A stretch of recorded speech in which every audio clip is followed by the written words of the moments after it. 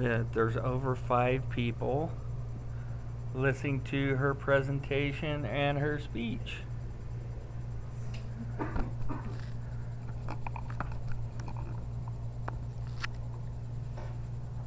Today I will talk to you about stem cells.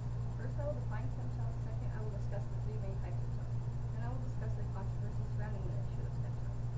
What are stem cells? Stem cells are basically cells from which other cells are generated. They are divided in the laboratory to form more cells called daughter cells. They become new specialized cells such as brain cells or bone cells. No other cell in the body can generate new cell types. Stem cells can develop into many different cells. In many tissues they may serve as a repair system. When a stem cell divides, each new cell can remain a stem cell or become another type of cell. They are a form of human life. They are alive and contain human DNA. Stem cells have unique features that allow them to be able to develop into a total of 220 cell types found in the human body. Researchers are confident that they will lead to the cure of many diseases including brain damage, severe burns, cancer, diabetes, heart disease, and much more. The cells are grown in laboratories where tests are carried out to investigate the fundamental properties of the cells.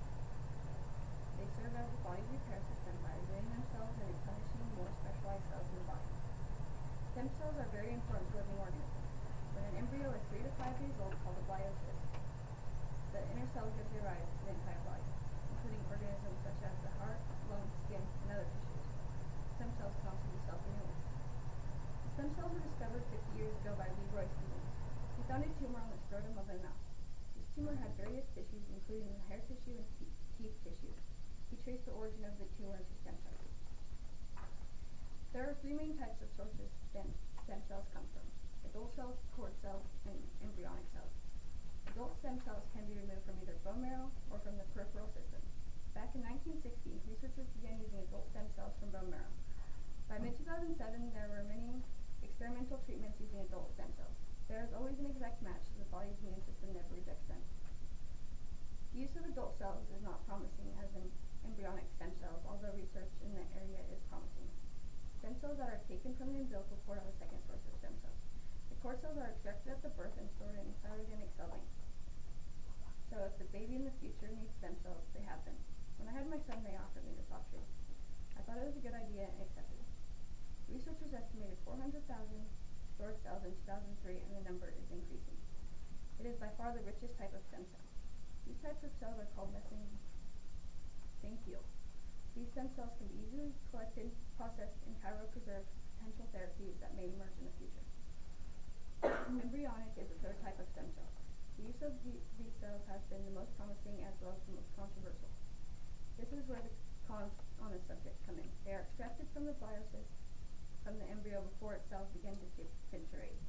The research is mainly opposed by Roman Catholics. They feel that embryos are human persons. They believe embryos have a soul and view it as murder. So when someone gets an abortion, this is what happens. The issue here is an ethical one. Is it appropriate to use the cells of an embryo for medical or scientific reasons? Stem cell research increases our understanding of how a disease occurs. Stem cells generate healthy cells to replace diseased cells. This is called regenerative medicine. They help with spinal cord injuries, Parkinson's disease, Alzheimer's, heart disease, rheumatoid arthritis, and multiple sclerosis. It can be used to test new drugs, see what effect they have on cells. It can determine if the drug will be safe or harmful to humans. Some researchers say they have the greatest potential for the remedy of human suffering since the development of antibiotics. Human embryonic and adult stem cells each have advantages and disadvantages regarding potential use for cell-based regenerative therapies. One major difference between adult and embryonic stem cells is their different abilities in the number and type of differentiated cell types that can become embryonic stem cells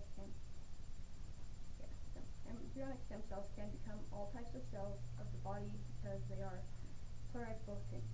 Adult stem cells are thought to be limited, differentiating into cell types of their issue of origin. I have had personal experience with many of diseases in which stem cell research could have promising results. My great-grandfather had been diagnosed with Alzheimer's disease for many years before his death. Although I was young, I can remember the deterioration of his memory. The last time I visited him, he had no idea who I was. According to my mother, at the end of his life, he could not remember simple things like how to use a toothbrush, He would have moments of clarity here or there where he would know enough to be humiliated by the disease. My uncle was diagnosed with skin cancer, which spread through his body and killed him. Cancer is also an unkind way to die. At the end of his life, he could not eat, go to the bathroom, speak, or even at the very end, blink his eyes. I watched him for 11 months in horrible pain and endure various forms of humiliation. My uncle died about 3 months after my great-grandfather. I was very close to my grandmother. She died about 6 months ago of heart disease. She did not suffer much, but she was very young, 61 years old. She was getting ready to move from Portland to Klamath Falls because she was not feeling well. I was very excited for her to move because I was expecting the birth of my son. She never got to meet him, and I miss her very much. I have a 5-month-old son. I never knew I could love so deeply. I believe in stem cell research. If my son was diagnosed with potentially deadly disease, I would do anything I could to save him.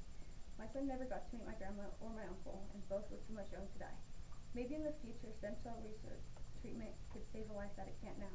The research is promising. Stem cells can develop into many different cells. We learned about 3 main sources they come from and how they are important. Stem cell research has come a long way. They are very important to living organisms as it is, plus can help cure diseases. I think stem cell research is a good thing and that we should keep using it to save lives.